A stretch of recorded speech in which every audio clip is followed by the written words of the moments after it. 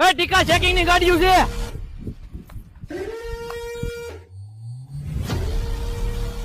El Dorado.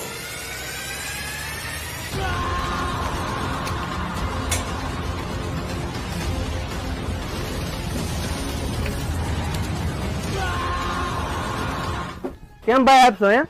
કેમ અમને ફાડીને દોડવા મળ્યો હે? પપુડા કાઢી જોતી ઈગડા કાઢવા જો ને હે?